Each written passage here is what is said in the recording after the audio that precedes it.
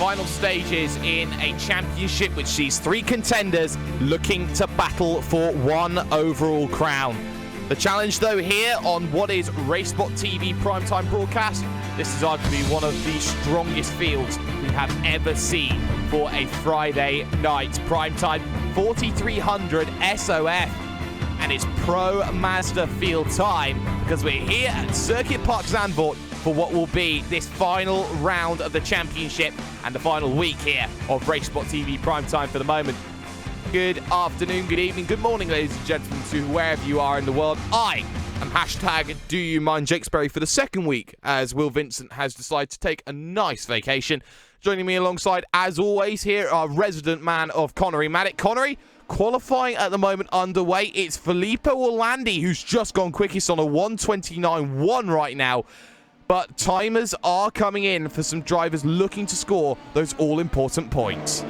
Yeah, exactly. Filippo Orlandi, current championship leader, in fact, stamping his authority on this race by going faster than January boot loop by about 0.4 of a second right there.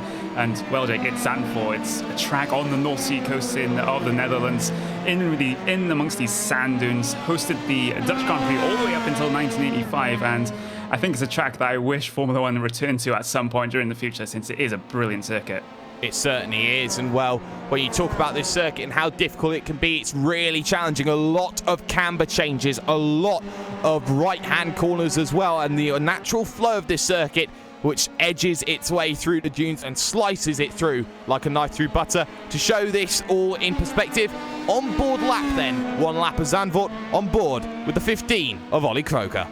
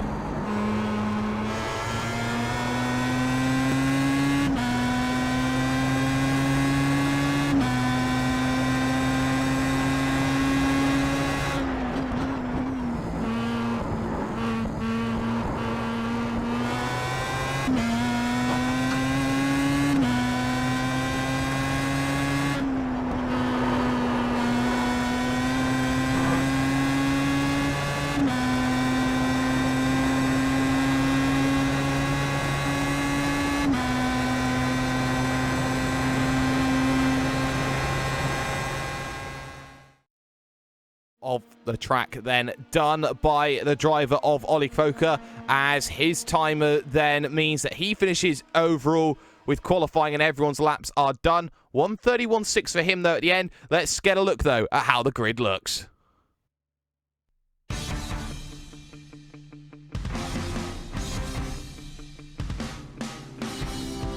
Filippo Orlandi, 4/10 clear of the field, 1:29.199. 4/10 clear of Marc Perez in second, and Jeremy Bootsloop for VRS Coanda Sim Sports in third. Martin Arnoldus there in fourth position, with Scott McIntyre second in the championship, needing a bit of luck here in fifth. Julius Pujeca in sixth. Xavier Sanchez starts seventh, with Angelo Salura in eighth. Daniel Nogueras is ninth, and Jurgen Frank will round out the top 10.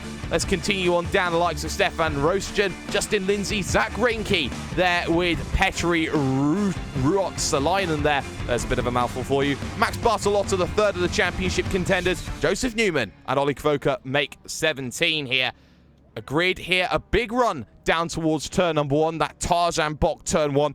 Always going to be difficult. It's banked, so you have the opportunity to try and run that one around the outside at any given moment.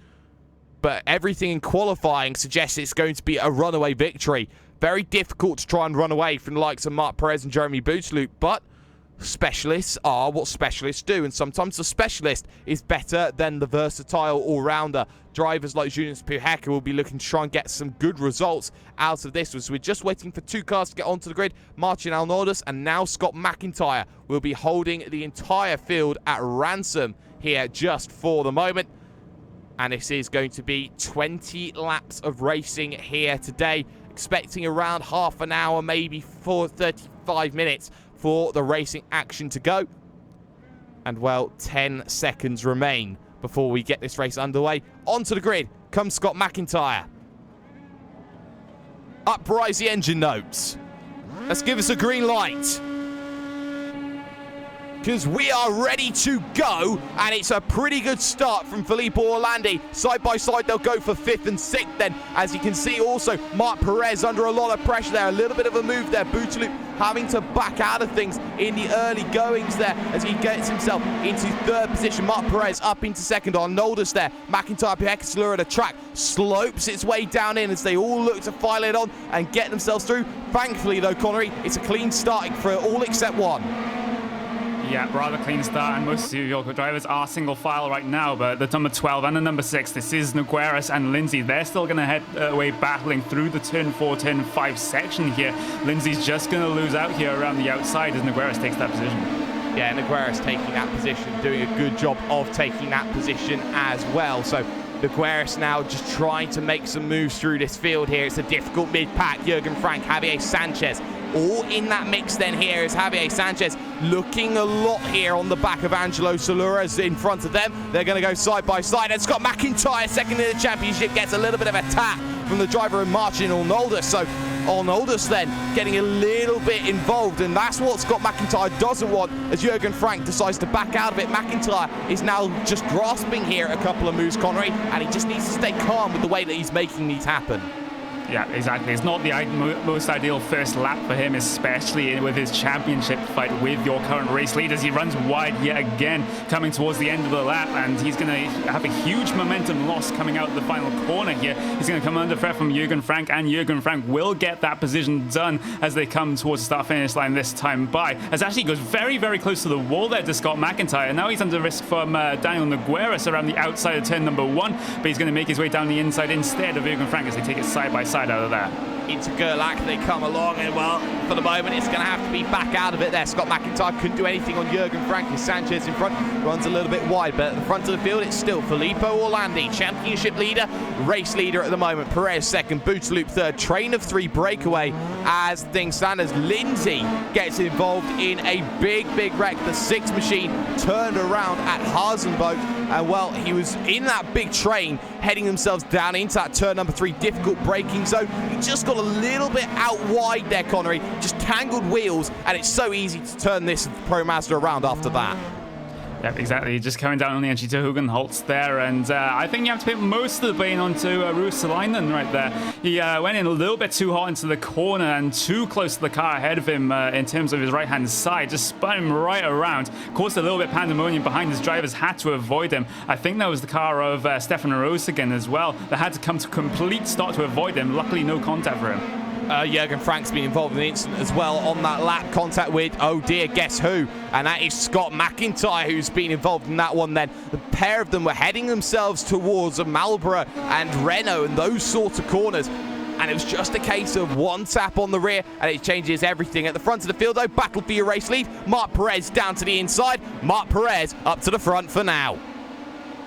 Yeah, but he still heads side by side with Filippo Orlandi, as Orlandi's going to take that position back, in fact, as they come through this left-hander right here. So this battle definitely isn't over. Both drivers are relatively similar paces. They head their way out turn 3, coming up through turn 4 and turn 5. This sweeping section as you transition from downhill all the way to uphill into turn 6 is another downhill corner as well. It's amazing how much this track changes elevation over the course of it.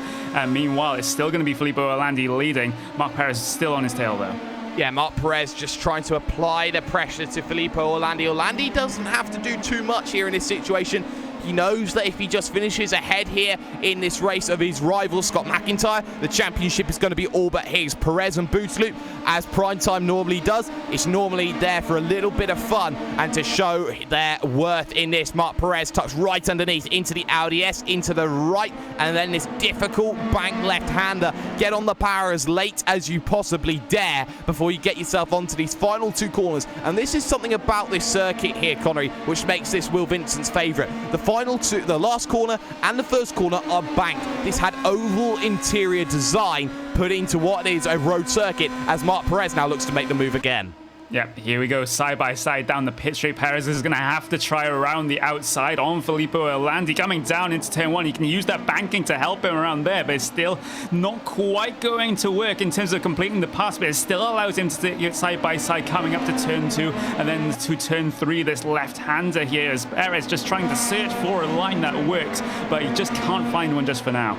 No, he can't. He's looking for that magic maneuver here as he heads up through the S's section. The draft becoming a bit of a factor. Not really too much there to say on downforce of dirty air, because they are running pretty much nose to tail in this vehicle as they head themselves around Shivak. Turn number 7 up on circuit, now into these little series of right-handers that slow and decrease the pace more and more and more as they get themselves down onto the brakes and going again. Jeremy Boutaloop now back onto this train, and a fantastic battle for 4th and 5th as well, starting to try and close in. Junius Puheka with a big wiggle there as he headed through Renault, well, actually Vodafone there, Connery, as he was trying to just stay on the back of Marcin Arnoldus.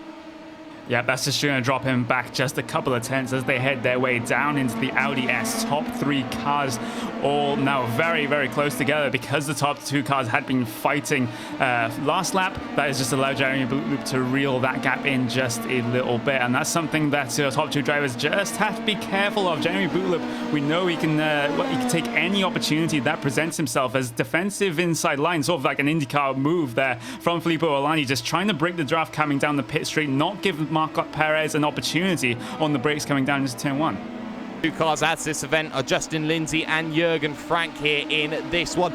And of course, these Pro Masters are probably the closest thing at the moment on the iRacing service here, Connery, to likes of, say, the Indy Lights right now as the 15 and the 16 go together. That's Ollie Croker and Zach Reinke, or they almost touch. Then a pair of them there, Croker and Reinke. Reinke on the inside for turn number 3. Croker's going to take the long outside, and Ollie Croker is going to take the position away from Reinke in the 16. That's one of the things about this circuit. You can use the outside line around here. Connery, this circuit is built for overtaking, even though sometimes in certain vehicles it becomes a lot more difficult as an art. Yeah, exactly, and we might see if Reinke has an opportunity coming down into this section of right-handers here. He does look towards the inside line for Renault, and he's going to try, but he's going to lose that advantage when it comes to Vodafone because Ollie Croker will have the inside line instead. Maybe he's looking for the little bit of a switch back here coming off the exit of the corner, try and carry more momentum, and he does so. He has a better run coming out of Vodafone than Ollie Croker does. Croker's going to have to force him around the outside, at least for the first part of the Audi S, but then Reinke has the advantage for this part of the Audi S, the bank section, as he gets a good run out there and gets the position gained. And all that time allows Stefan Rosgen then onto the back. Rosgen, that is there in the 11 now, back into this battle, as behind that Joseph Newman as well here, who has lost that 1 position during this one here. But at the front of the field though, little bit of a move trying from Marc Perez into Gerlach, but he's not going to get it there as they head into that big turn number 3 carousel-esque sort of corner. Marc Perez has been looking and searching here, Connery, but the pair of them are breaking away from Jeremy Boutaloop. The problem that is there for Orlandi though is that 1 lap pace is not there. We are keeping on the position number 12 battle though here as Zach Reinke now has tried to break away. Ollie Croker now under immense amounts of pressure. Yeah, that was Rogeskin trying to make his way down somewhere around Ollie Croker, around the turn 1, turn 2, turn 3 section. Tried inside line, tried outside line, but none of those worked, and he still remains behind just for now, as this is the battle for P number 12. And a car of Joseph Newman may also get involved in this one, as he has caught up the gap that existed between these guys and him. Meanwhile, Zach Reinke is trying to pull away from this group while they're fighting. Yeah, they are pulling away. Well, Zach Reinke is pulling away right now, and Reinke is doing a good job here. He's managed to get himself into that pocket hole of air. The issue he's about 4 or 5 seconds here behind the next train here, the likes that has Scott McIntyre in it and Angelo Solura. For Scott McIntyre here, Connery, he is in the middle of the train. He's had a couple of incidents already, and that instant point limit is going to be high for the couple of contacts he's already had.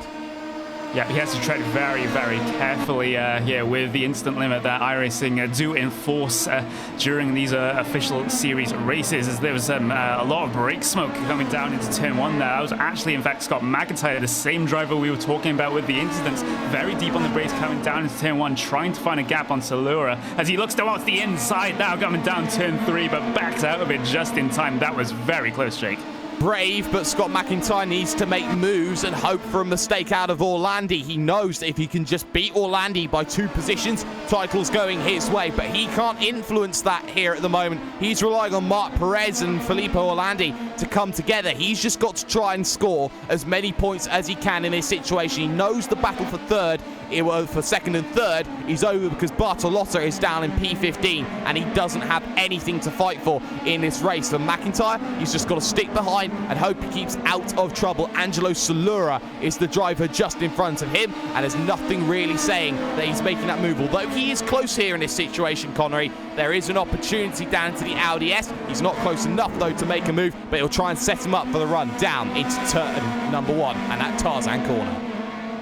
Yeah, exactly. Just these 2 medium speed corners at the end of the lap to go until we get to that pit straight, in fact. And if he can get close enough coming through the final corner, he'll have the benefit of the draft off of Angelo Solura coming all the way down the pit straight. Of course, Solura's going to get the tail end of the draft from Xavier Sanchez ahead of him. That's perhaps just going to help him and prevent the move by Scott McIntyre coming down the inside of turn number 1, this banked corner as he follows it so closely. A little bit of contact there, in fact, between Scott McIntyre and Andrew Solura. Not enough to cause any damage, though, but it registered on the iRacing system as Solura just tries to defend that inside line of turn number 3. Does so very well.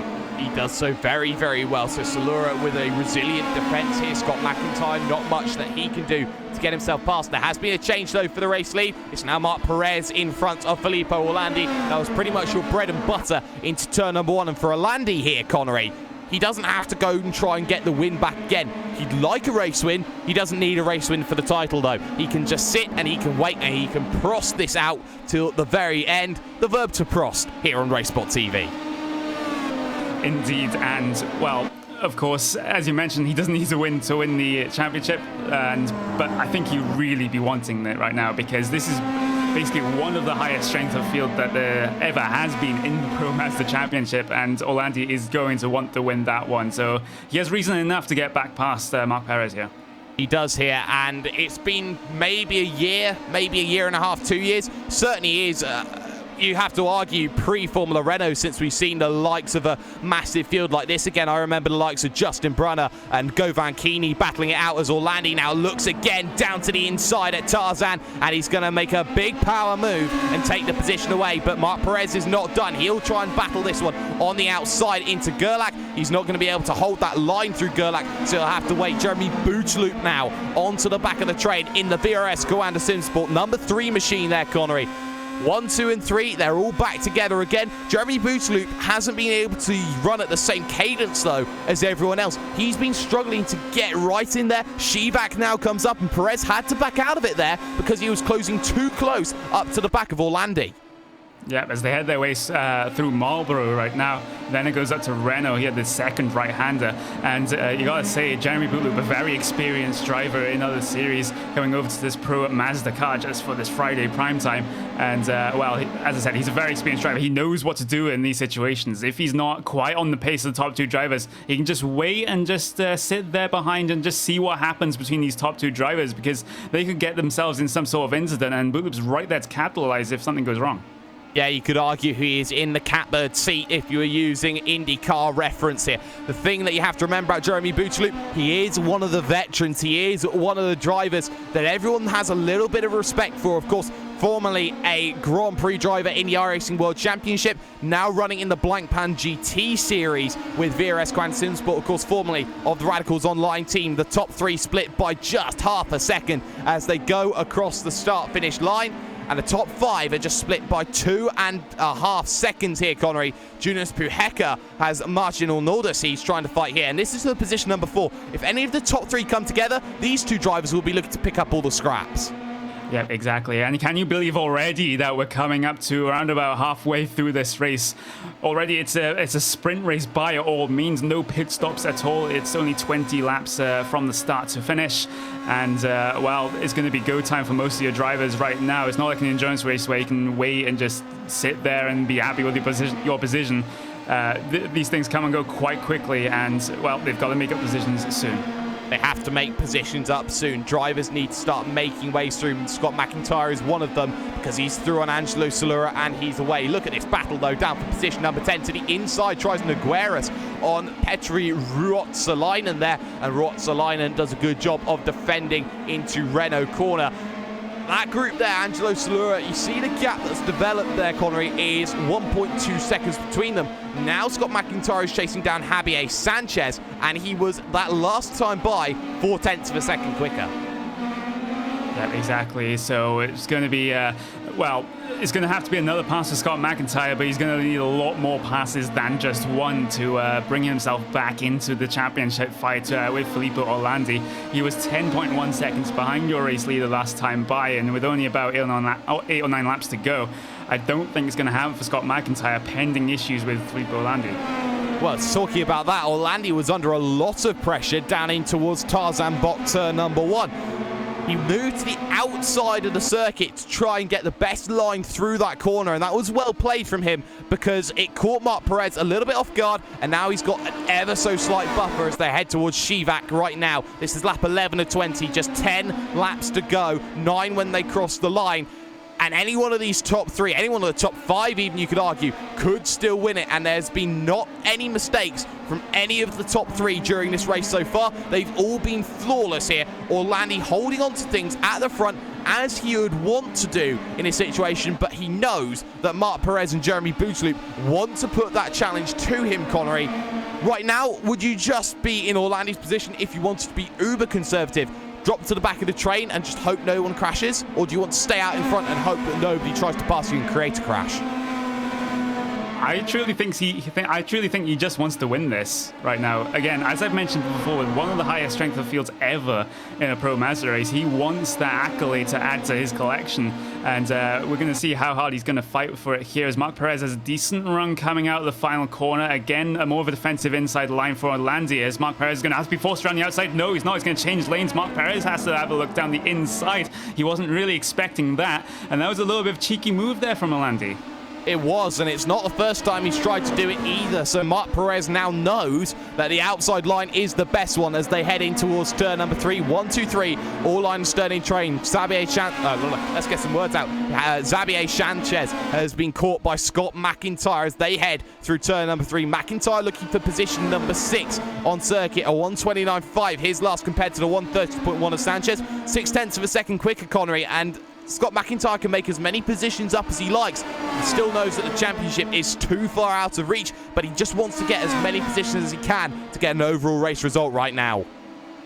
Yeah, exactly, and that definitely looks to be the case right now, as you mentioned, 0.6 of a second faster than Xavier Sanchez last time by, and well, if that trend continues, then this pass is going to be inevitable, but it's Xavier Sanchez that we're talking about here. He's not one just to let a car down his inside just because the other car's faster. Exactly, there is no yellow helmet syndrome here for this one. Scott McIntyre's got to do all the dirty work to make these moves happen into the Audi S, and he gets very, very deep on the brakes and takes a shallower line through the inside of the second part of the corner. That's going to compromise the run here as they head to that penultimate corner. Right-hander, get back onto the power once again, and then get yourself back off and going. And it's side-by-side, though, for your race lead into turn number 1, Tarzan box, and down the inside, finally, Marc Perez has it, but he's not got it secured. Orlandi gets a much better run coming off of the exit of turn number 1 into 2, around the outside, holds the position, and Orlandi knows how to defend this one. Behind that, though, Puhecker has finally got through on Arnoldus and now looks to make the charge further forward, Connery. Yes, he does, and well, he has around about 3 seconds to gain to be able to catch your lead pack. Looks very, very unlikely coming towards the end of this race, unless these top three absolutely battle like madmen here as they come down into the two right-handers here, and still no position changes just yet as Orlandi still leads them around the circuit. And now, how long can Marc Perez stand staying behind Orlandi?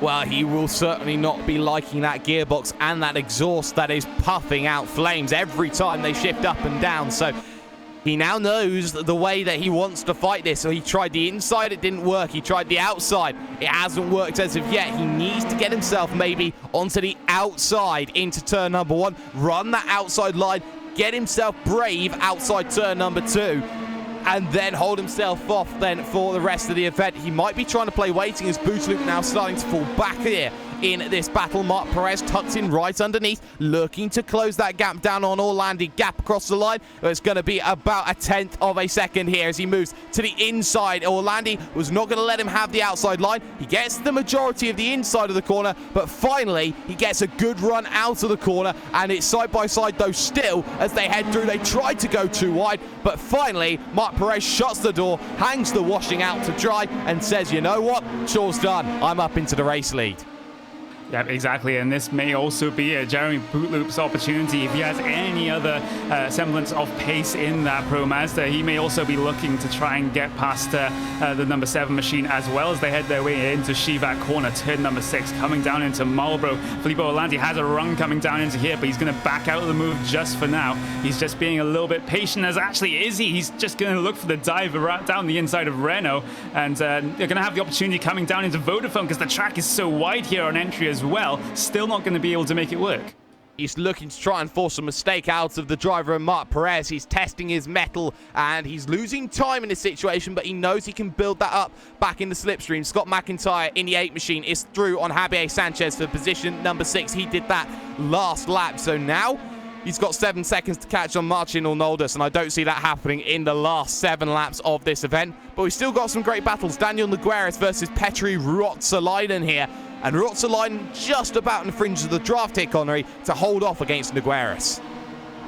Yep, exactly, as there was some IndyCar sort of draft swerving at the front as Filippo Orlandi looks towards the inside of turn number 1, still too far back to be able to make an opportunity of it coming down the inside there, as Marc Perez does hold the lead just for now, with about 6 laps to go at this point in time. Still, any of your top 3 can win this race.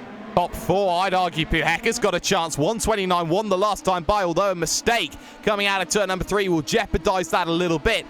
He was about a second quicker than the driver of Bootloop. He was about 1.2 quicker than Orlandi, and he was about 0.8 of a second quicker than Marc Perez on that last lap, because they were all fighting so hard into that big Renault corner that they're going to be heading along. They've just come through Marlborough, now in through Renault, then they come along, and it's just a case of waiting.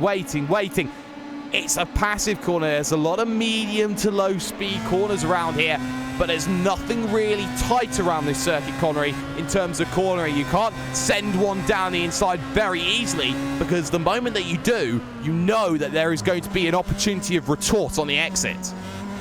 Yep, exactly, and in one way that is just exemplified by the turn 1, turn 2, turn 3 section. You can hold the inside line for turn 1, hold the inside line for turn 2, but if the car on the outside has managed to hold it around the outside for those 2 corners, they have the inside line for turn number 3 and maybe can get the pass defended, as again, moving towards the inside is Marc Perez, having to force Filippo Orlandi around the outside for turn number 1, and this is a move that can be done because of the banking, but does he get it done this time? By still holds it around the outside. Now he has to hold it around the outside for turn number 2 as well, like I said, so then he'll have the inside line for turn number 3, and he gets the pass done even before the entry to turn number 3. That's Orlandi back to the front. It is, and for Marc Perez, that is a little bit of tactical weakness there, in my opinion, because he had the opportunity to go to the outside and run the Orlandi line, he just didn't feel confident enough to do it, and as such has lost the position back again as the pair continue to go on. Xavier Sanchez, though, has run into issues, and that's a heavy issue as well, and that's coming out of turn number 1. Was side by side with McIntyre. On the exit they go. Oh, and the race lead battle continues on as well here, Connery, as side by side they go into what is Vodafone, and Orlandi holding on to things for the time being as Marc Perez is trying everything to make a move happen.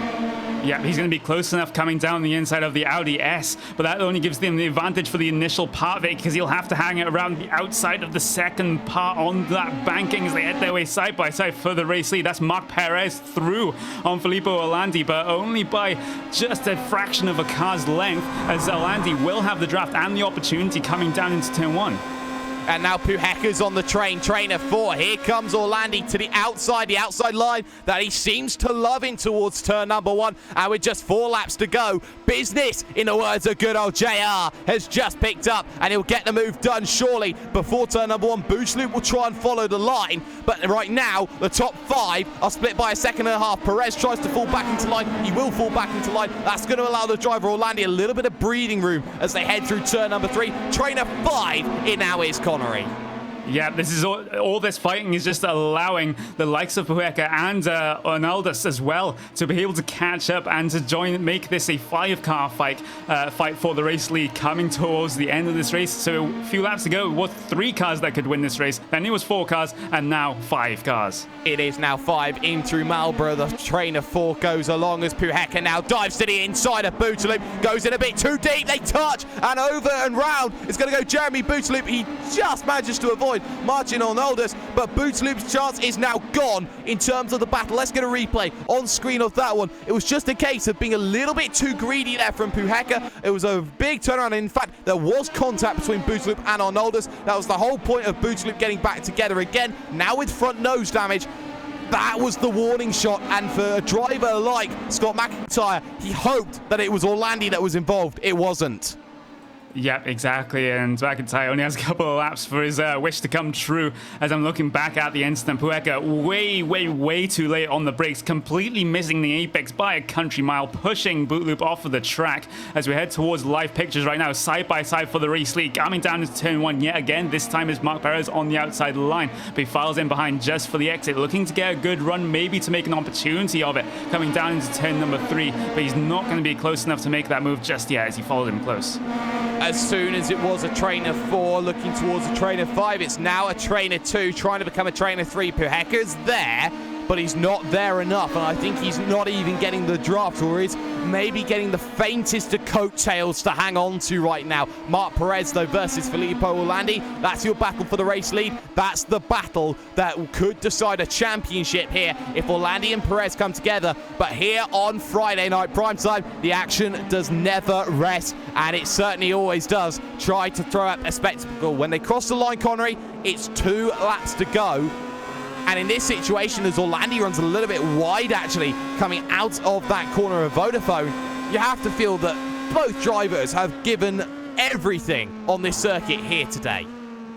They've given everything, and they've also given us and the viewers a absolutely fantastic show as they head up towards the final 2 corners for what is going to be coming up to the 2 to go mark, as you have mentioned.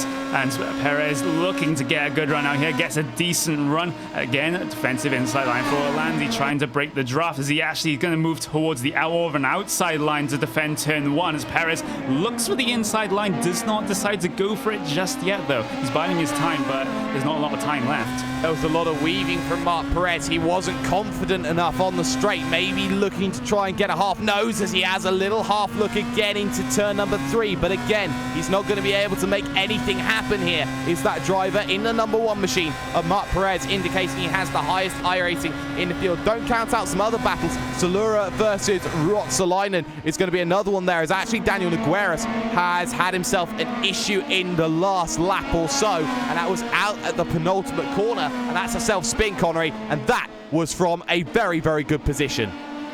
Yeah, exactly. An absolute shame for Nogueras there, just struggling to get the traction down coming out of the final corner. Self spins it, no help from anyone else, but we're just still looking towards this battle for the race lead as Orlandi's pulled out just 1 or 2 tenths of a second of a gap over Marc Perez. That could be the buffer he needs, but Marc Perez is still well within that within the draft range. So they head the way through the Audi S's for what is going to be the penultimate time here at Zandvoort, heading through the final few corners. It's going to be white flag out next time by, and let's see who comes out on top.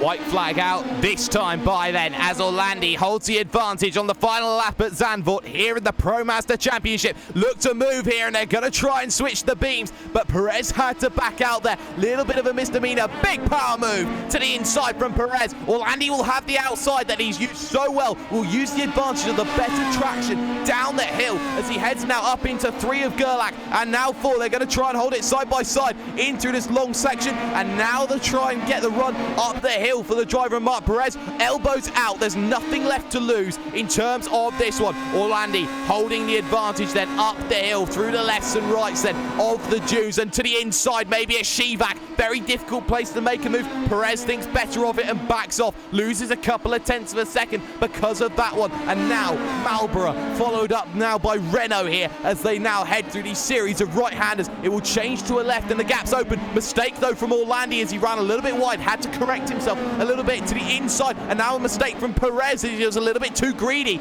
down on the inside. They've been pushing each other too hard, and now the gap is a little bit larger as Perez feels a little bit miffed after that. Felt that the door was unfairly closed into the right left of the Audi S, and now Puheka onto the back, but it will be too little and it will be too late, barring a mistake in the final 2 corners. The last real test of braking is this penultimate corner, and Orlandi takes it with aplomb and doesn't even put a tyre out in the gravel on the left-hand side to the line with a fantastic resilient defense. Orlandi will take a championship as well as a race victory, and well, Filippo Orlandi will take the Pro Mazda crown on this Friday night prime time event. Second in the championship will go to Scott McIntyre in position number 6. A crazy wild race for him, but he lost out positions and didn't get the luck he wanted, Connery. No, he did not, and that's going to be Filippo Orlandi getting the race win here. As I said before, one of the highest strengths of field that we've had in the Pro Mazda series, thanks to this Friday prime time from RaceSpot, and he is just driving slowly around the track right now, just taking in the championship win and the race win on a big stage right here, and very well done to him. And he gave us a good show as well, himself, Marc Perez, and of course Jeremy Bootloop as well. Absolutely fantastic show. Thank you, guys. It was an absolutely brilliant show. It's the last of the cars will get themselves to the start-finish line. Let's get a grid then. Well, not even a grid. Let's get ourselves an official classified results then from the circuit of Circuit Park Zandvoort. The field in the end finished up as follows. Filippo Orlandi. Well,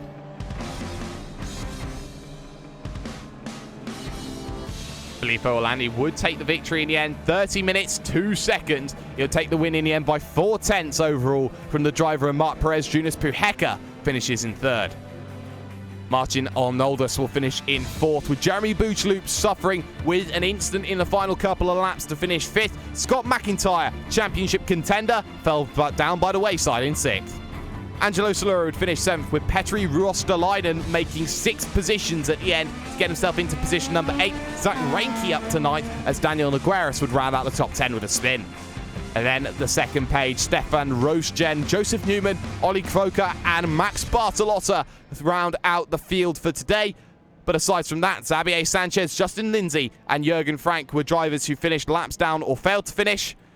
But for the time being, we're going to step aside for just one quick moment, the post-race show. Coming to you after these few messages, you're watching the RaceSpot TV prime time broadcast of this, the Pro Mazda Championship.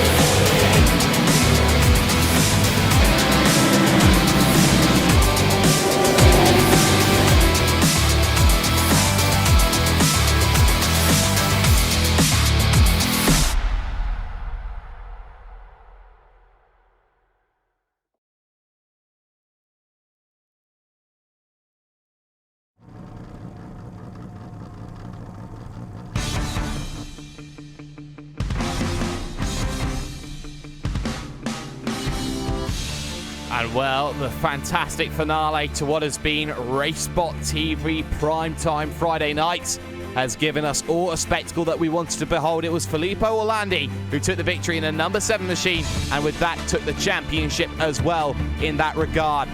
It was a beautiful race all throughout, the likes of Marc Perez in second, and a driver standing by with Connery Maddock for interview, who came home in third, and that is Jonas Puheka. Yeah, Jonas Puheka qualified 6th place, finished on the final step of the podium, in fact. And, well, you were 4th or 5th for most of that race, trying to catch the leaders. But then the leaders started fighting, and you were reeled into that fight for the front.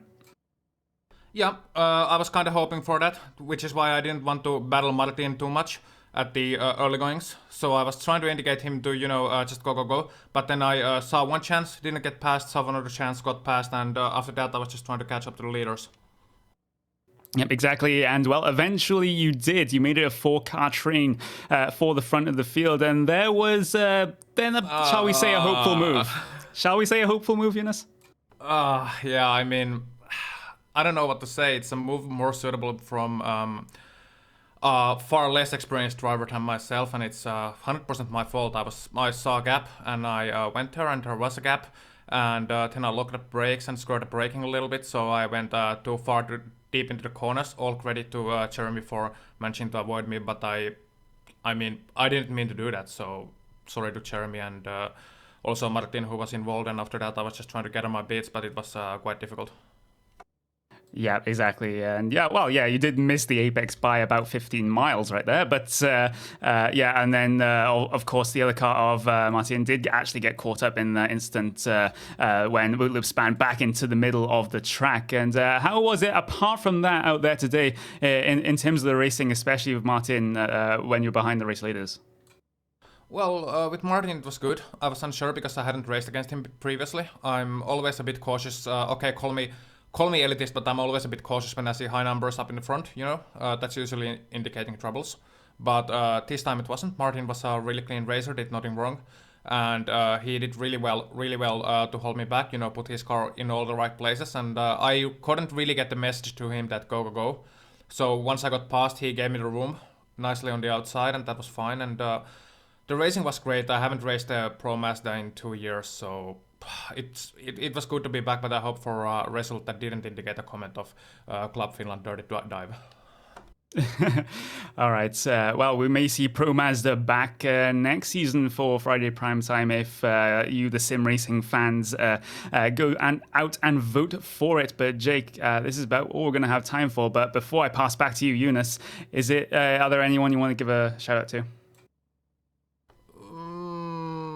From Australia, unfortunately, I can't remember his name because I'm really bad with names, but this morning there was one guy helping me with the setup, Richard Craig, I think it was. Richard Craig, and shout out to him, and shout out also to the Trellat community and the Club Finland community. Thank you. And you for broadcasting. All right, thank you very much. And back to you, Jake. Yes, and well, unfortunately, that is one of the last things that we have to say there, talking to Jonas Puheka finishing in third. I do want to talk about the next season, though, here for Season 3 of the iRacing format. I want to talk about next season's RaceSpot TV primetime. It is going to work ever so slightly different. The format is very similar in the fact that you, the audience at home, will have a chance to vote for what is going on week to week. But already we have some defined combos already in, and for some other weeks, we will have the voting open for the public, and you will vote for them all at once instead of having to vote every single week for that. But of course, that has been Connery Maddock to my left-hand side, and also that has been Hugo Louis behind the cameras on my right. I have been #DoYouMindJakeSperry, and the title will go to Filippo Orlandi with a sensational drive. A little bit of controversy, but that's racing in the end when everyone is trying to get those results through. Don't forget that we still have some fantastic action here on RaceSpot TV over the weekend. The likes of the Grand Prix Series will be hosting its season finale on the Sunday afternoon, and on the Sunday evening, the Gathering of Tweakers are back for a Samba special. Make sure you check that one out on RaceSpot TV and on iRacing Live. But from the RaceSpot TV primetime viewing, we're going to make sure that we see this all over again in a couple of weeks' time. Don't go away. Have a good evening.